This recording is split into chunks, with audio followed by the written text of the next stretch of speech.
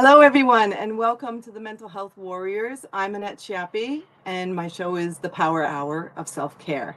I'm joined today with my friends, Linda Kales. I was going to say Elizabeth. Elizabeth was supposed to join us, but she's not here, unfortunately, but she's doing her thing. And my good friend, Mary English. And we're going to talk to you today about our mental well-being and how spirituality helps us with our mental health. So I hope you tune in and are listening to what we have to say. If you're watching this later and you have questions, by all means, just message me. I'm going to play our intro now and we'll be right back. Thanks.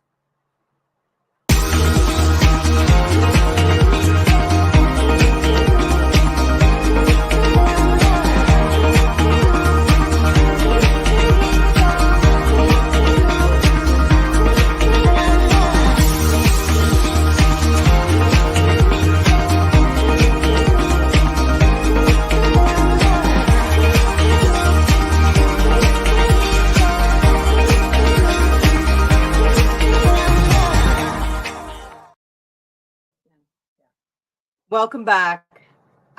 So first I want to introduce Linda. Linda has her company is called Personal Touch, and she has healing therapies, and she does Reiki training of all levels, raindrop therapy. I have to hear about this. I've never heard this before. Okay. Reiki, reflexology, and therapeutic touch. That's why you and Mary get along so well. You have some very similar interests and practices. And Mary, who is a returning guest, is in grief counseling, and she does also aroma touch therapy. What else am I forgetting? Life coaching. Life coaching. and a Reiki master. So they have a lot in common. Myself, I joined the Mental Health Warriors about 1.5 years ago, and it's growing, and I'm so grateful. I always say this when I come on here because the connection between what I do on the Mental Health Warriors and my own mental health has been phenomenal. It's helped me grow, help my self-confidence, and I'm reaching viewers like yourselves that if you have questions, please comment. I'm going to just check the comments. Should pop up here shortly. Sometimes my internet is a little spotty, but I don't see the comments. All right, well, maybe it'll fill in. Anyhow, oh, there we go. Hello, ladies from Adam. Hi, Adam. That's our founder. He's the one who said, Annette, you'd have to have your own show. And here I am. So we're going to talk about how our well-being is and connected with spirituality, because the three of us practice a lot of spiritual things. And a lot of times I feel personally that it's part of the things that are missing when it comes down to mental health. And it's really, really important. And us ladies, there's a couple other ladies, there was supposed to be 4 of us here today, that all are in agreement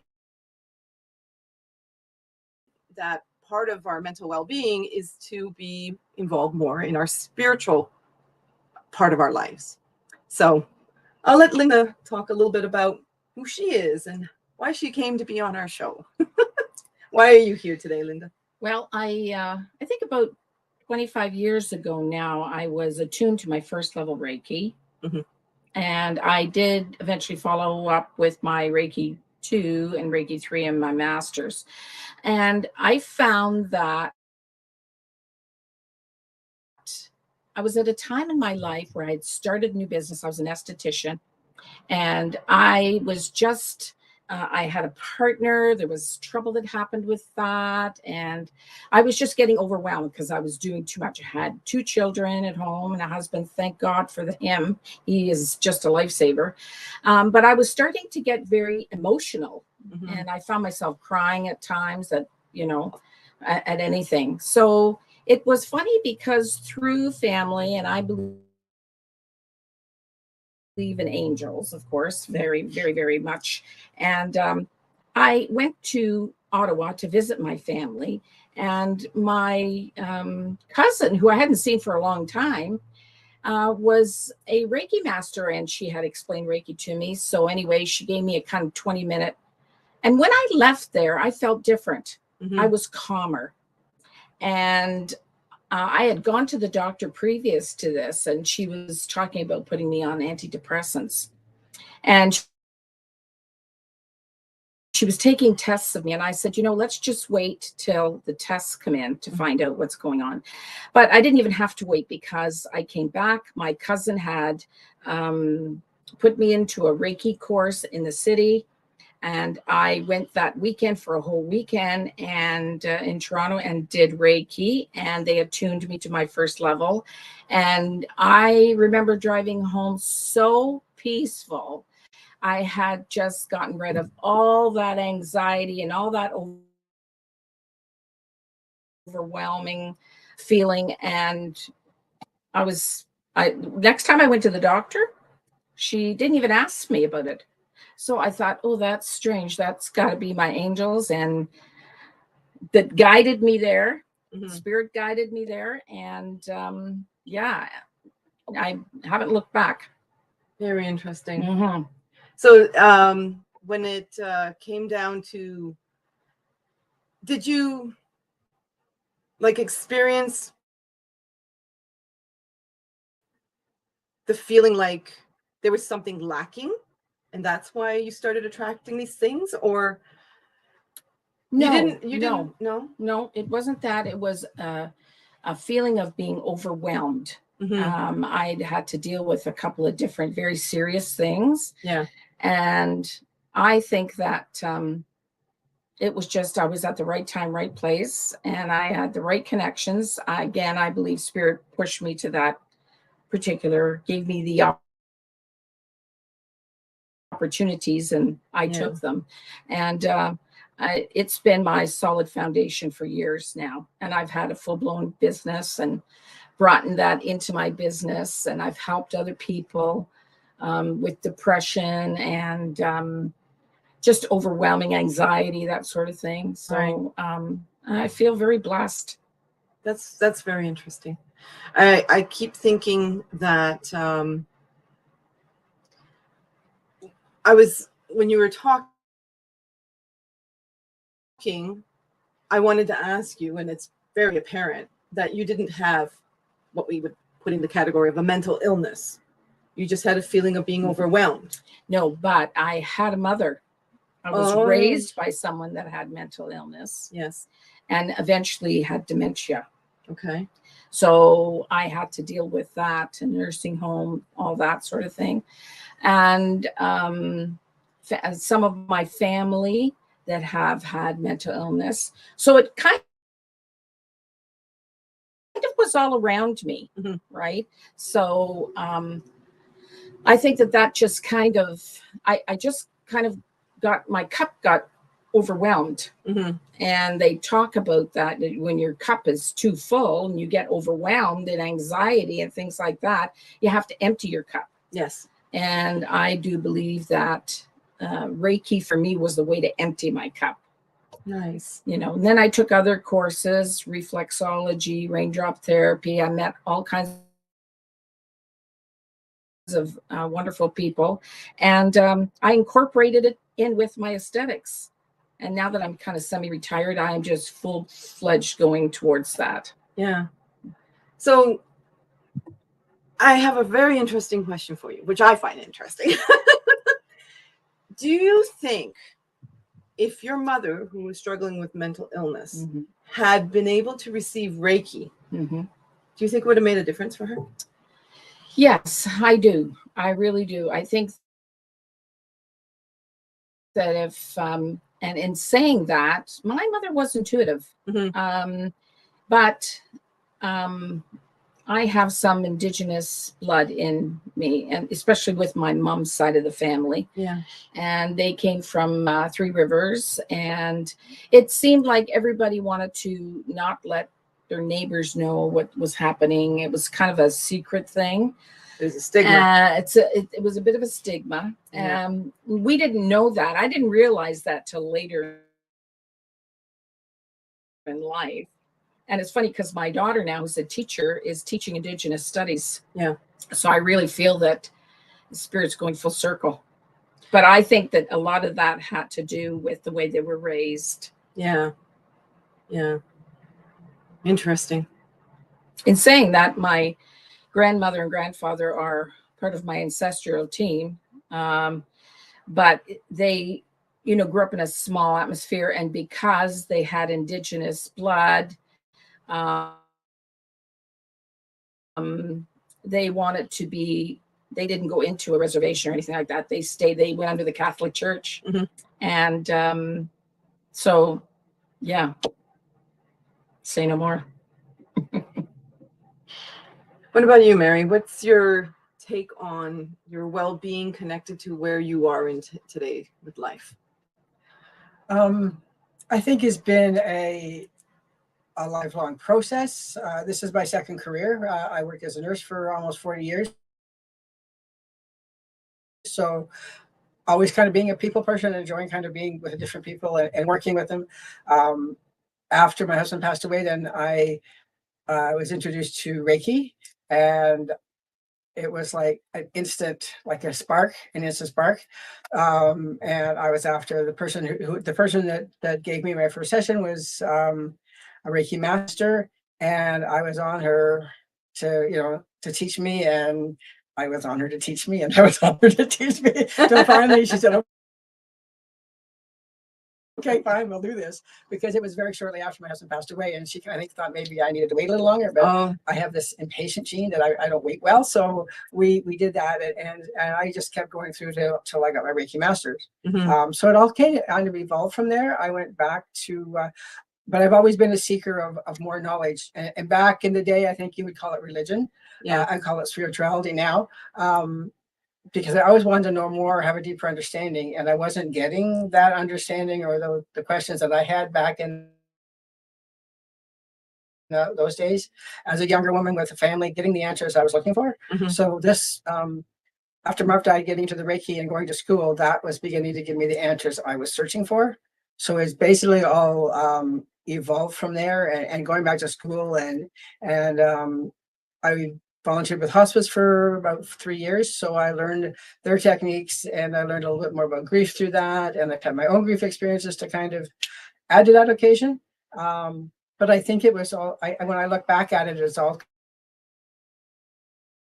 kind of evolved sort of over that way, and different than, somebody else, but we all have a different path. I think with the spiritual side of things, and it doesn't really matter necessarily whether you call it spirituality or you call it something else. Mhm. If you have something to go to, something to hold on to, a higher power of whatever you want to call it, that helps to bring you back into balance when life starts, hitting Agreed. rocks at you, or you're getting gut kicks, or tragedy happens, or whatever goes on in your life. If you have something to hold on to, or to go to, and be prepared to kind of sit with, that brings you back to that balanced state.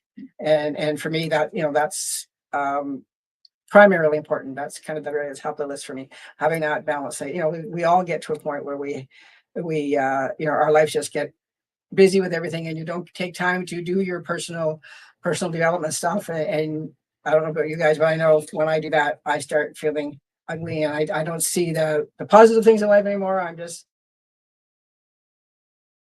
down on myself and everything around me. And when I, like, okay, enough of this nonsense, I get back to my spiritual practice, and to get to reconnect. And then you see the beauty and the positive things in life once again. So I think that's really important to have that kind of, it doesn't have to be anything major. It can just be just sitting out in nature for 10 minutes and breathing, and just to get yourself back connected with who you really are. Mhm. So What I get from your message is more of, is not important. The importance is not to call it a spirituality. The importance is how you're going through life, experiencing it, and how are you managing that. how you manage it, yeah, and having that connection helps you manage it. It also helps you when life becomes unmanageable for you. And we all have those times, you know, whether Oh it be boy, do I family know times that. or tragedy or death. We always have those times where you just don't know where you're going to go next. And when you have that connection with, for me, it's spirit. Sometimes it's God. I mean, I use the words interchangeably. Getting back to that is like, okay, I'm back to me again. And then you begin to, you've, I would say 99% of the time, I've learned something through that time of being, you know, feeling like I was out somewhere and nobody to hang on to. When I get back to that connection, I know I've learned something through all of that's gone on. Yeah. So- Yeah. Well, my recent, since May, since like mid-May, Mhm. I've been going through very negative experiences, let's call them. And those experiences, every time I took what I've learned through helping my mental health with spirituality, let's call it that, or relying on my higher power, Your faith. our faith, or hoping and praying and my intuition. Yeah. I feel stronger. I feel more at peace about the things that have happened to me.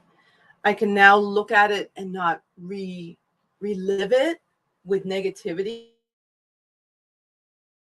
Mhm. I mean, they came right bang, bang, bang, bang, like 4 or 5 incidents at a time. Mhm. Yeah. And normally I would like be under the covers in my bed Mhm. years ago when I was suffering from depression and anxiety, Mhm. and it would Yeah. paralyze me, Mhm. right? Because the fight or the flight or the freeze, and my thing was either flight or freeze. Yeah. I never fought. Well, maybe I did. A little bit. But it seems like now, recognizing that I'm making my thoughts, like making myself accountable for my own thoughts and watching my own thoughts and recognizing that thought makes me unhappy. Mhm. And that thought makes me ill. Like I literally turn into a different person. And I feel all those lower energies. I know you girls know what I'm talking about. Yeah. Oh, yeah. And those energies, if I were to stay there, that's immediately when I reach out to people is like, help, you know. Hence why we have the podcast. It's like, it kind of just brings back everything into focus. Mhm. Like I'm big about talking about clarity and insight and wisdom. Mhm. And I just want to be able to get people, if the ripple effect, what we do, Mhm. helping people through what we know, our knowledge and our wisdom, Mhm. incorporate that more into day-to-day living. And I think for me too, and I'm not knocking mainstream religion. I don't intend, that's not my intent, but it's kind of more structured in a sense Mhm. for the prayers that are sort of structured and the services that are sort of structured and stuff. And that's fine for people who want to do that or be that in that manner. But for me, I don't find there's so much of a structure because connecting with the divine or with spirit or whatever, or with my, you know, guides and ancestors, I can just do that. You know, I can be driving up to see my daughter and I'll be talking to my husband about something. I mean, he's been dead for 9 years. So, I mean, you know, call me a crazy lady, but I know that spirit is there, and I've had confirmation of that on several occasions. So you can, you know, being out, if you're frustrated, you can just talk to spirit, and as you would be talking to any of us here sitting, and not feel like it has to be a certain prayer or a certain way of doing it. It's very free and open, and I think that's for me what I really value. Yeah. Yeah, I It's agree there all with the time. that. Totally. Have you lost anyone? Oh yes, I had a period of time where I lost 4 people in a row almost, and so that was tough. And I have to say that my faith, call it faith, or my spirituality, the way I live, it's really was there for me to help, because things happen in life. Life happens. Yep. And you have ups and downs, and it's not like you're never going to feel sad, or you're never going to feel anxiety, or you're never going to feel this. But if you have a good base and faith in that base, then you always take yourself back there and you go, okay. Like my one thing is things always happen for a reason, even if they're not so good, Yeah. because we're here. This is a school and we're here for spiritual growth. I like that. And so we have things happen and we learn from them. So why do you think that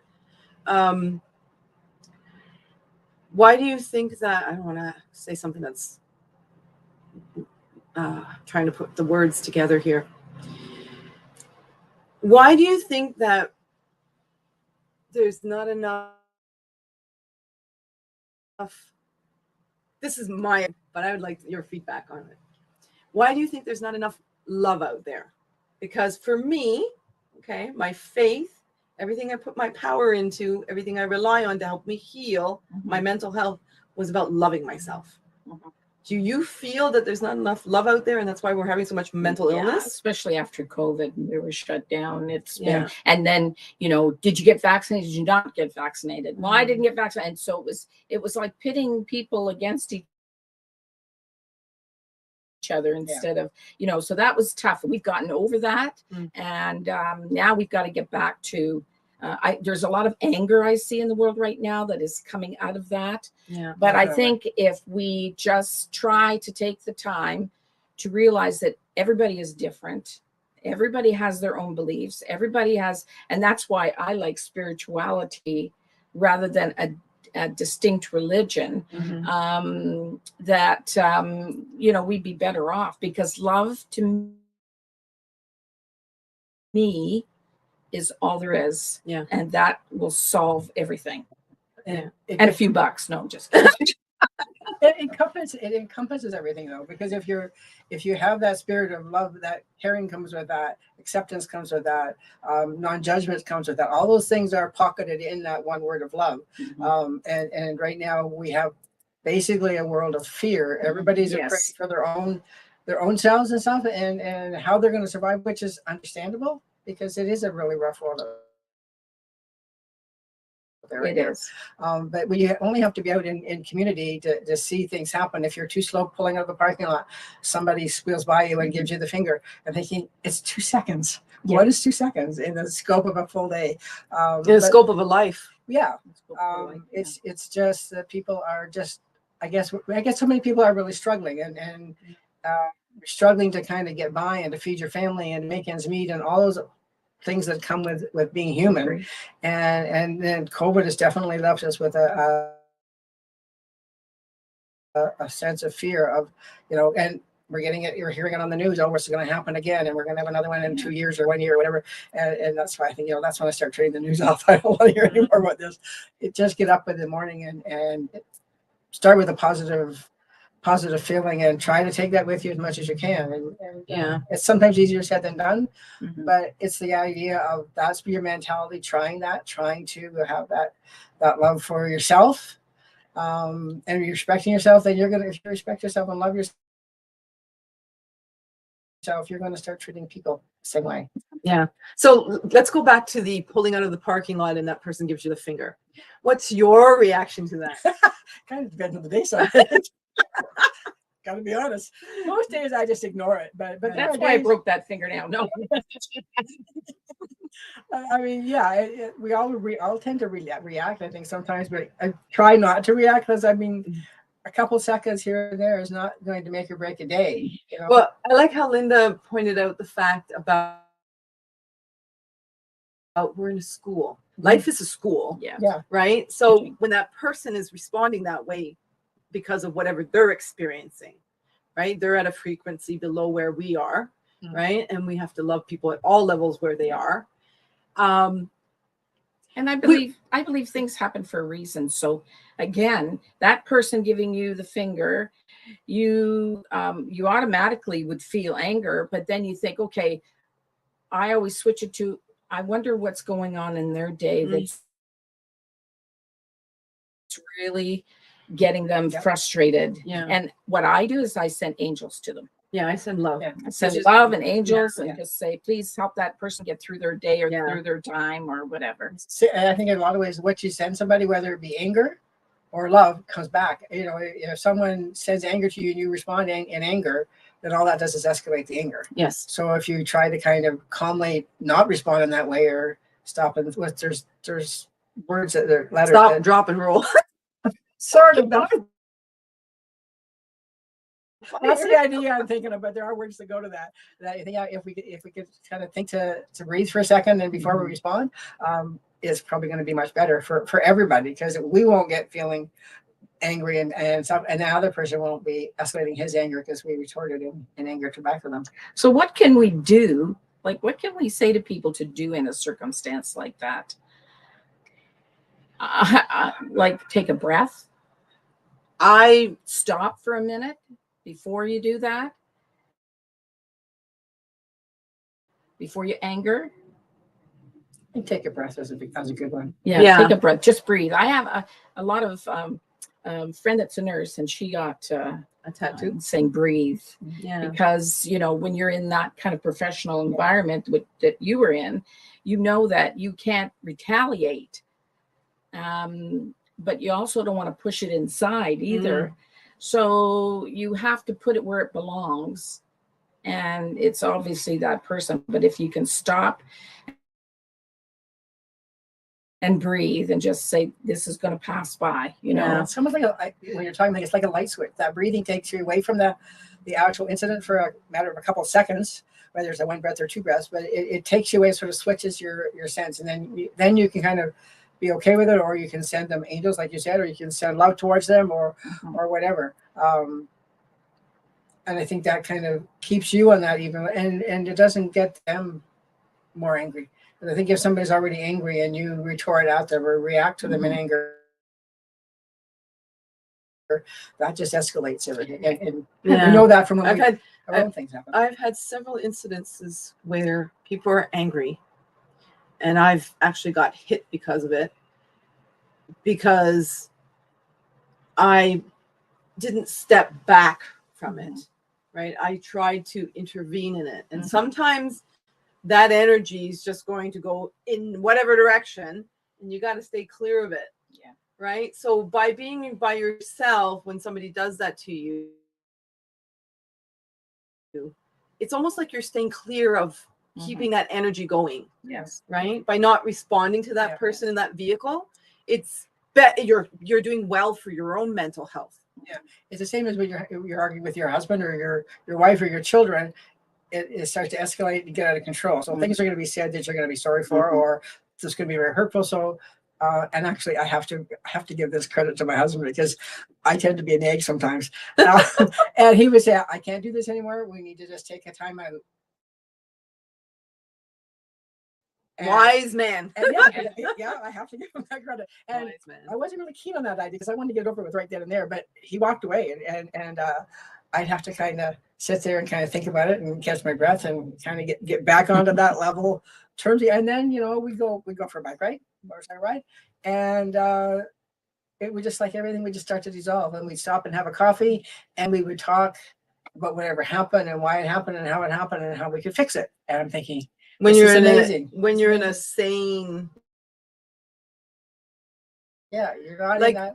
It's literally what I've experienced is like insanity. I feel not myself when I allow that type of negativity to affect me. And I would love to share with the viewers the reading of Eckhart Tolle, how he describes how the world is mad, and that mental illness is supposed to wake us up. Yeah. Because it's very because he's a spiritual leader and teacher, right? The way he explains it just made sense. Yeah. That if the world is mad, it's because of our inner state in our heads, what we're thinking, what we're feeling, our emotions, how we're reacting to those things. And he comes back to what we're talking about, the breath, right? Just take a breath, because that's where it starts. Take our first breath and we go out with our last breath. That's right. Yeah. Right. And it's also not turning it always internal, but thinking about external. That person must be going through a really tough time. Yeah. Right. And it's also about letting certain people go out of your life. Yeah. That's another thing That's a that you tough just one. got to change your direction sometimes. Yeah. you know. Coming from a person that was a big people pleaser myself, and fear of other people, what they thought of me. Now it's not like I have an attitude of, oh, I don't care what they think of me. It's more of, I love myself enough not to allow whether they're thinking that or not to affect me. Mhm. It's none of my business, for one No. thing. Well, that's what they say. Yeah. So your business, what other people Yeah. think about you. But it is my business if they're verbally attacking me, Yes. right? Or they're coming at me physically. Yes. Then it's my business to say, hello, stop. You're going to affect my mental Walk away from health. Yeah. Because we all have those triggers from our past hurts, whether that be Yeah. from childhood or from relationships or from going to school. We all have those hurts, and sometimes you don't. For myself, anyway, you don't think of some of those things for 30, 40, 50 years, and all of a sudden something is said to you, and there's a trigger from way back then. I'm thinking, where on earth did that come from? Why did that come up? And then you really have to sit down and think about that situation and what it did to you, and how it's made, how that response has triggered you today. I like what you said, because sometimes we don't take time enough, and that all goes back to self-love. Yeah. We don't take time enough to just sit and think and process, Mhm. right? We live in a busy world. We live in a busy world, and a lot of people will say, I can't meditate, I don't know how to meditate. Well, meditation is just about actually sitting there and having a thought process and kind of talking to yourself, going in and out of that thought process, and asking for guidance from spirit. Yeah. And if you ask, you will receive, for sure. I've been on both sides of the coin where I've sat down with myself and literally thought myself into illness. And I've sat down and thought also how to get myself well. Mm-hmm. So I love the saying where I've had many guests on who said, which wolf are you feeding? Right? Are you feeding the wolf that is going to drive you and make you crazy? Mm-hmm. Or are you going to feed the wellness? Are you going to feed the love and the compassion? And my big stick is all about love, kindness, and compassion. Yeah. And I'm not 100% perfect at this yet. On my dying, my last breath, I'll be going, but give me another minute. I'll get it right. Yeah. But it's also that sense of, I just lost my train of thought. Choice. Choice. Never mind.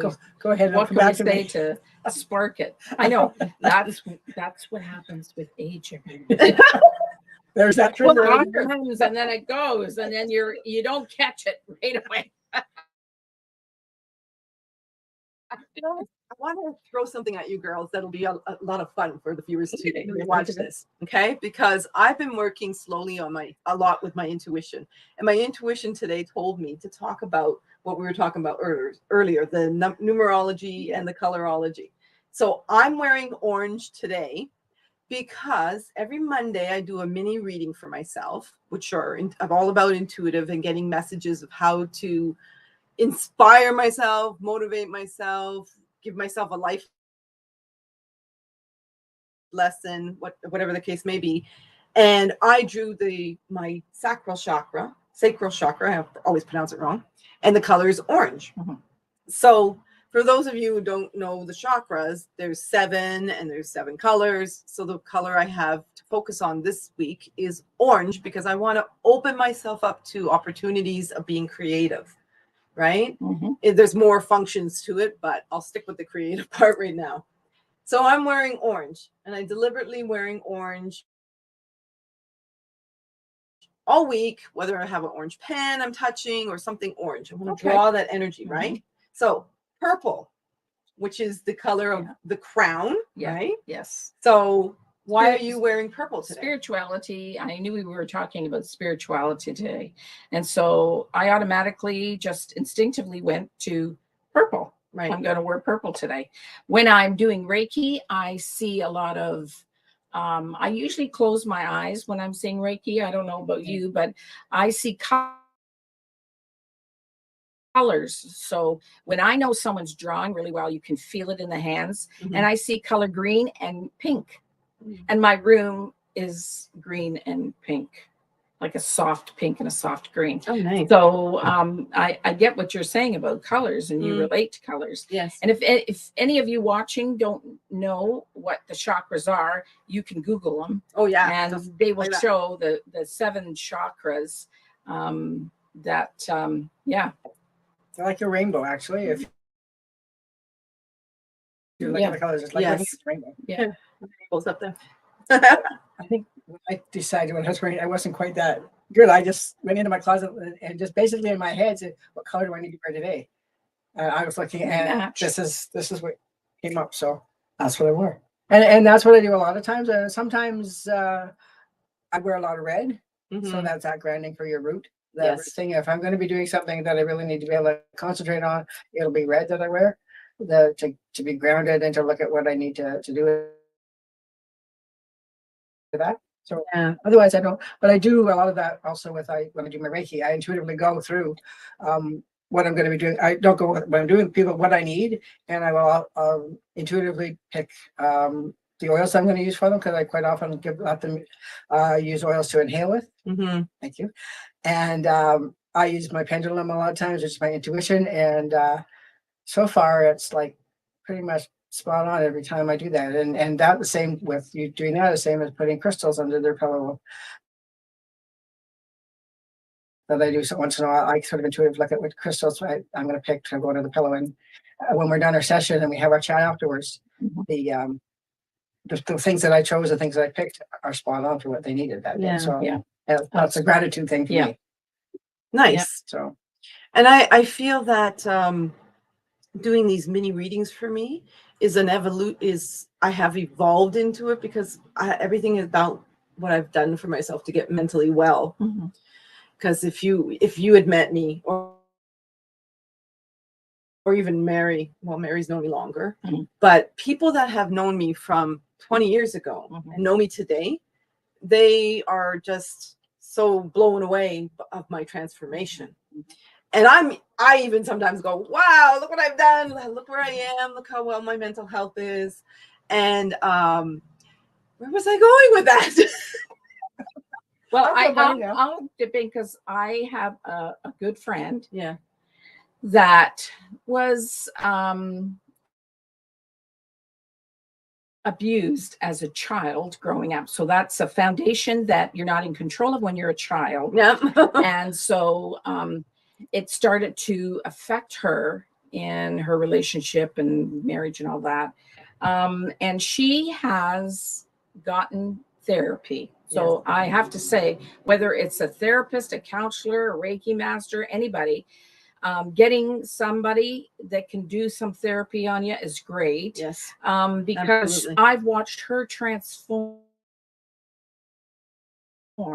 herself into a more loving herself person, Yes. right? Which she really needed. And yeah, it can be done. It can be done. Yeah, absolutely. I love how you brought that up. It's so that journey of self discovery. Yes. And I hear a lot of people in our circles when we go to the fairs and things like that. I hear a lot of people about remembering who we are, Mhm. because when I go back in time and I think about my childhood, because I was traumatized quite a bit in my childhood, and I see that little girl, I remember her being happy and joyful and full of life, and nothing bothered her. And then there's like this almost cut in my life Mhm. where she's forgotten, like she disappeared. Literally, I don't have any memories from between 5 and about 9, right? Those are the periods where something happened to me and my mind has protected me, or whatever Right. the case may be. Yeah, and I went through several bouts of therapy. And as an adult, understanding it was my responsibility to go back in time and remember, with the help of spirit, with God, through therapists, through all the literature I read, all the self-help I got. It was always down to me. Mhm. responsible The- for yeah, me the to get choice out of was yours. yeah, that the choice for Yeah. be in depression or have anxiety was I needed to learn about myself. Well, there's all kinds of modalities out there. Yeah. I mean, just in the three of us, we do different things. Yes. Yes. So there's all kinds of modalities because therapists are far and few between, or they're terribly expensive. Yeah. So I'm not putting therapists down because that's their forte. That's what they went to school for. But there are other people that you can get help from, that you can try other techniques. Yeah. So yeah, don't ever, ever, ever give up. No. And Don't that's ever very give up true. on yourself, because Yeah. I remember where I was going with that thought. So I'm going to interrupt you. Okay. I was saying about the evolution of my self-care. Mhm. Right? The evolution of what I do now with the intuitive mini readings I do for myself is an evolution of my self-care, because I started out with strict, just basically first thing in the morning, look in the mirror and say, I love you, to simple affirmations, all these other things. So now I'm here doing this instead, and it gives me even more sense of inner peace. Yeah. Totally. Self-care. Self-care. It's all about self-care. And again, as you have said before when we've been talking, you're not selfish in doing self-care at all. You have to put yourself first before you can help other people or raise your children. You have to always do self-care. How does it apply when you're with somebody who's grieving?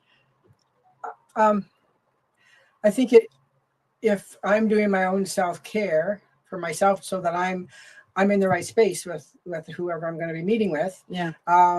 then I teach them self-care, or I talk to them about self-care, because as a grieving person, they don't want to, they're always, quite often you find they're thinking of their husband or their children or their whatever, but they're not realizing that they need to deal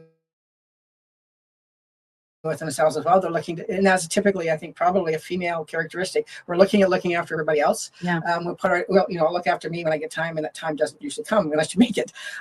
So I just find I start talking to them about, what are you doing for you? Are you doing anything to support yourself? Your family is all there and they need help too, and you can't give them the help they need until you're feeling comfortable and secure in your own heart, and your grieving part is part of that. You need to look at work with your own grief, and then you can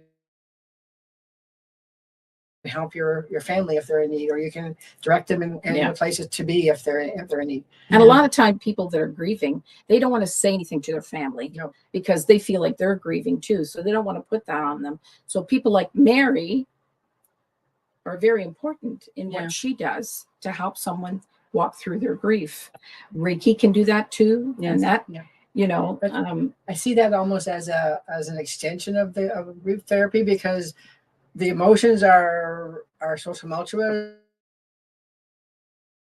and they're changing in minutes to minutes. They're changing, and Reiki kind of helps you to kind of sink into that and experience your emotions and cry if you need to, or take that breath and relax with it, or and get rid of it. It's just most of the people feel lighter when they're done. Yeah. I really, that's brought something up for me. All these labels that we have about mental illness. Okay. I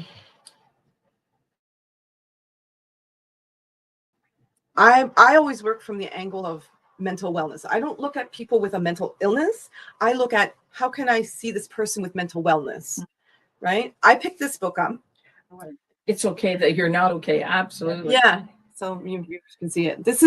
It just came to me. I found it. Do you know Megan? No, but when you showed it to the camera, the author is the author. Megan Devine. With the Devine. Yeah. And it's about meeting grief and loss in a culture that doesn't understand. It'd be great if somebody would write a book, hello people, about it's okay that you're not okay with mental illness. Maybe there is something out there. It'll be sent to me if I put that out. Yeah. But it's about meeting your mental well-being and the loss of yourself in a culture that doesn't understand, maybe. Yeah. Because I certainly felt lost. I didn't know myself. Well, like when you lose, I lost my nephew, who I was his godmother. I lost my father. I lost one of my best friends, and I lost my mother within a 5-year period. Wow. Right. And so I'm sure that there are people out there that have lost 2 or 3 people. It seems to always come in clumps for some reason. But I personally, how I deal with it is because I have faith and I believe that we are here for a short time and we go home after that. Life is a school. And I know that they're over there now. And I always picture them over there, happy, smiling, waving at us. Don't worry about us. We're okay. It's about an approach that, and it really does. It worked for me. It really helped me. I think for me, it was a bit different because we lost Mara's parents and we lost my parents and another person that we lost. And I acknowledged them, but I don't know that I really experienced it the same way as when my husband passed away. It was a different experience, Yes. Not necessarily a negative experience, and I definitely didn't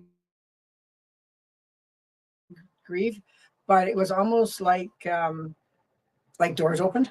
It sounds weird, but anyway, it was like doors open, and I felt more. I did. My parents was like, okay, they're 80 odd years old, and that they've lived their life, and it's just time for life to end. And I was busy doing things, trying to help the partner that was still there, like the grandfather or the mother or whatever. So I never really did that, especially with my father when he passed away, because my mother was very upset and she was elderly. We had to make sure she was safe. So I didn't have time until after my mother actually passed away to really begin to look at the fact that both my parents were gone. So you're so busy sometimes with your life, you don't take time for that self-care and to grieve and to realize that those people have died. I think we grieve people differently. Like I grieved my girlfriend who was my contemporary, like around the same age as me. I grieved deeper, I'd have to say, than I did for my father that was in pain and dying as well, because you expect your parents to go. And my nephew, my sister's son, I mean, we were all like, in shock because he was a younger person than we were. So it was like a shock. It's our beliefs about who's supposed to go when. Well, it's just different. You grieve differently for different people. You grieve different for your parents. You grieve anybody who is a contemporary, which would be a friend or a spouse. And then anybody that's younger than us, again, the same. It's different. That gives me a lot of clarity about Fred. Like my friend I just lost. It gives me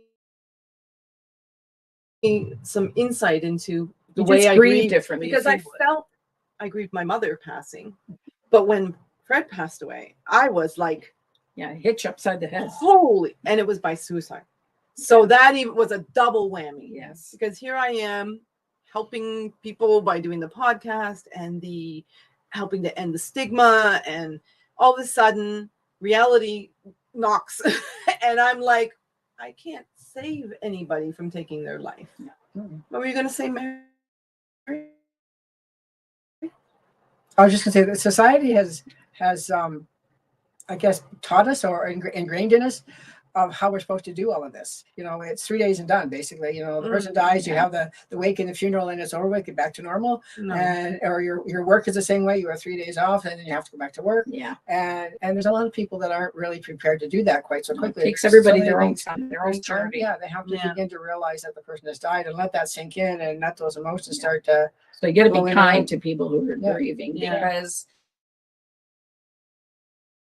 and it's not even a death. For me, I've had grieving over a lot of losses that weren't deaths.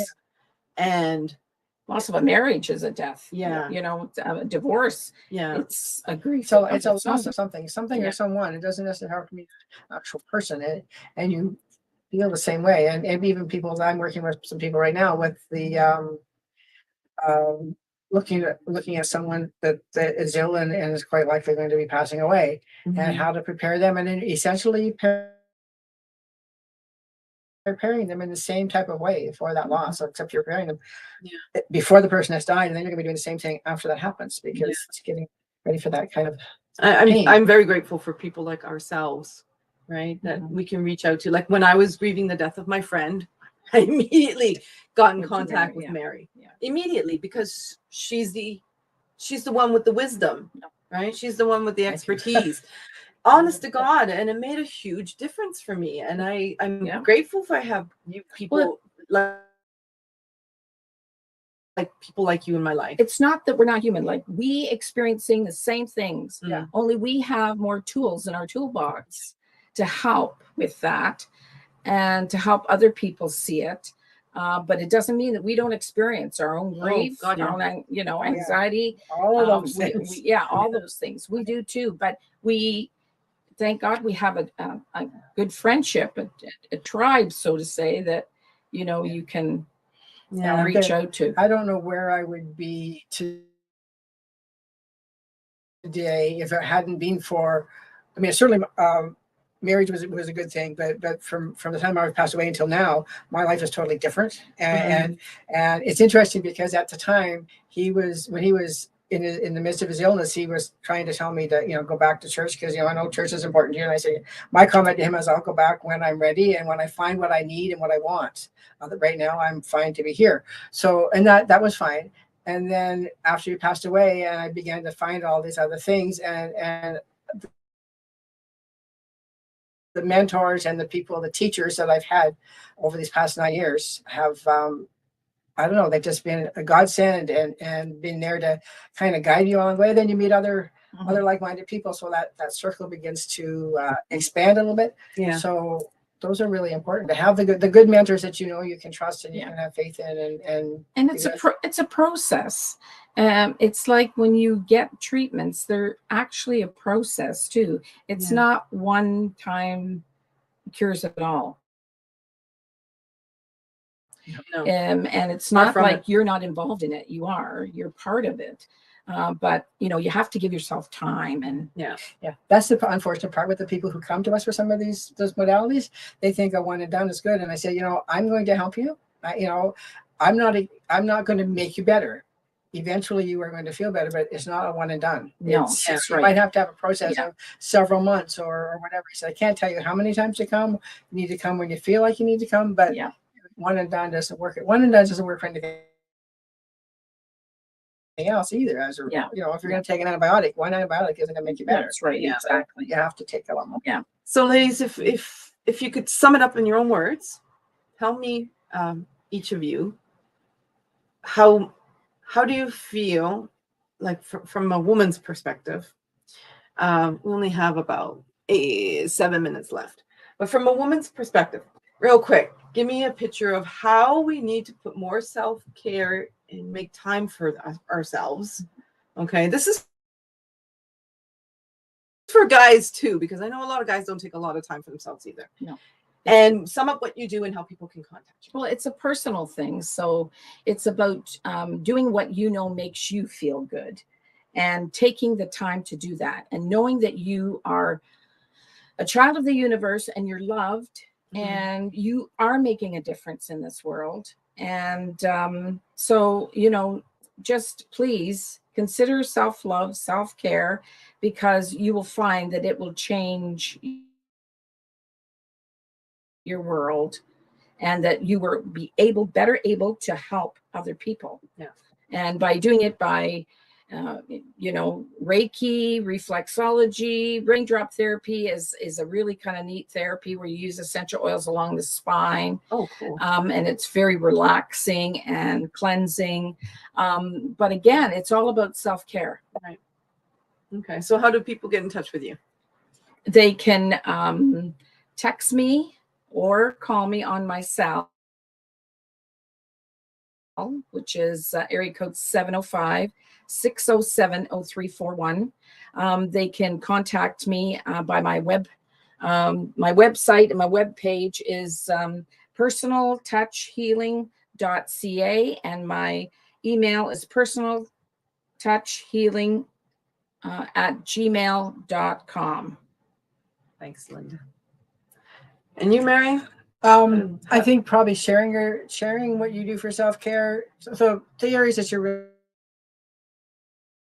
you're comfortable sharing. Doesn't have to share every little thing. The things you're comfortable with doing that are relatively simple for people can do. Your adult friends and stuff. I think also talking to young moms that how important it is for them and how their children will see them looking after themselves, so they're going to look after themselves. Like and those sorts of things. The kids notice way more than we realize they do. So teaching your children to look after themselves and not allow their brothers, sisters, or friends to use them and be mean to them. Looking at how they look after themselves, and I think being that conscious of the self-care, and it's coming up right now. I mean, anymore you hear a lot more about it. Sometimes almost to the point where it just kind of you don't pay attention anymore. But it is so important to look after yourself. And you talk about filling your cup. You need to have your cup full if you're going to be looking after anybody else, no matter what job you're doing. Whether you be out in the community working as a waitress, whether you're working in a hospital, whether you be a mother or a wife, you need to be able to fill your cup and rejuvenate so that you can continue to do the jobs you need to do. I can be reached at Open Heart Wellness Health. That's my website, .ca. I can be reached through email, Mary English 471@gmail.com. And I'm on Instagram, but I don't know what my code is on Instagram. So you might find me if you search for me. My phone number is 705-352-0080. So I'd love to hear from you if you have any questions or thoughts today. Absolutely. Yeah. So just, I'm going to just point out, if you look behind you, Linda here, you'll see the two signs. Self-love is what always comes first. That's one of my biggest mottos. And your mental wellness matters, right? So if anything you've heard today in our podcast and you need some help, support, reach out to Adam Duvall. He's the founder of the Mental Health Warriors. If you want to be a guest on the Mental Health Warriors, by all means, just contact me. I'm at learntolovemyself.ca. And you can also just message, please like and subscribe after watching the video, because the more we get the message out there, the more people we can help. And one of the biggest themes I keep hearing over and over again is the funniest thing that's happening in the universe that I witness is everybody is so concerned about others and how they can help them.